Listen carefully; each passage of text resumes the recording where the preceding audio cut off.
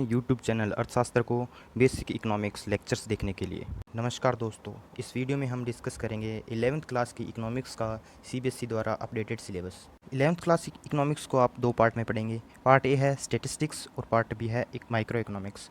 Part A आपका 40 marks का रहेगा और पार्ट बी भी आपका 40 मार्क्स का रहेगा। 20 मार्क्स का आपका रहेगा प्रोजेक्ट वर्क। न्यू सिलेबस के according chapter wise class 11th की इकोनॉमिक्स पढ़ने के लिए बने रहिए मेरे यूट्यूब चैनल अर्थशास्त्र के साथ।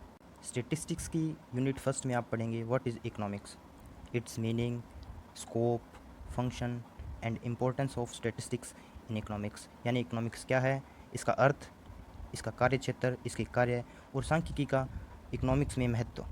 यूनिट सेकंड में आप पढ़ेंगे कलेक्शन ऑफ डाटा, इसके सोर्स जैसे प्राइमरी सोर्स और सेकेंडरी सोर्स। इसके बाद इसी में आगे है how basic data is collected with concept of sampling, यानी कि इसमें आप पढ़ेंगे सैम्पलिंग का कॉन्सेप्ट।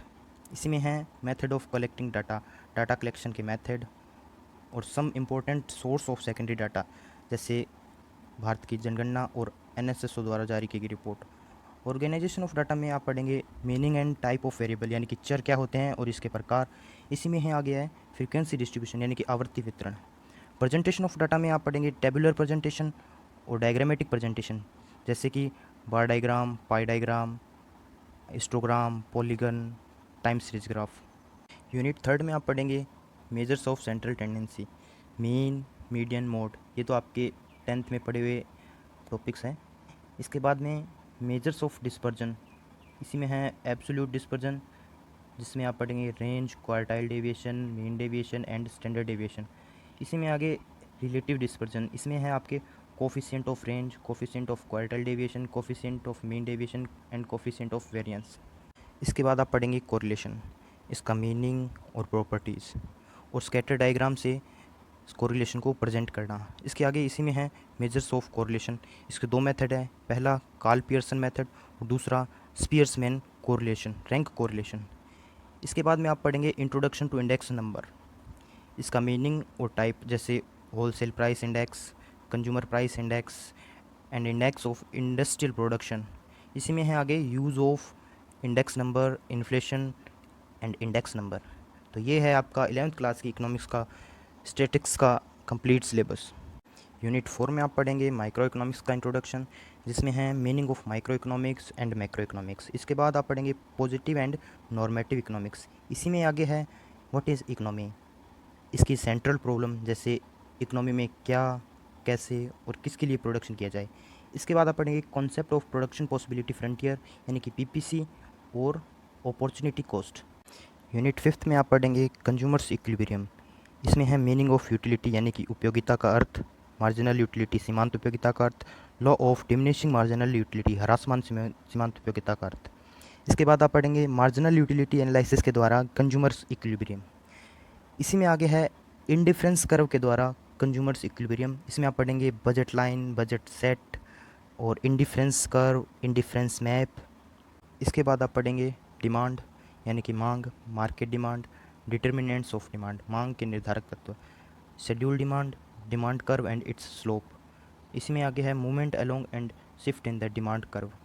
इसी में ही आगे है प्राइस इलास्टिसिटी ऑफ डिमांड, यानी कि मांग की कीमत लोच, factor affecting price elasticity of demand, मांग की कीमत लोच को निर्धारक करने वाले तत्व, measurement of price elasticity of demand, मांग की कीमत लोच को मापने की विधि, जिसमें आप पढ़ेंगे प्रतिशत परिवर्तन विधि, परसेंटेज चेंज मेथड।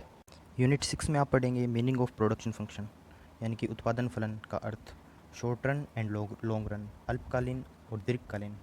इसी में आगे है total product, average product, marginal product and return to effector, यानी कि कुल उत्पादन, औसत उत्पादन, सीमांत उत्पादन और पैमाने के प्रतिफल। इसके बाद आप पढ़ेंगे कॉस्ट। कॉस्ट में है शॉर्ट रन कॉस्ट में total cost, total fixed cost, total variable cost and average cost. Average cost में है average fixed cost, average variable cost and marginal cost, इनके मीनिंग और इनके आपस में रिलेशनशिप्स।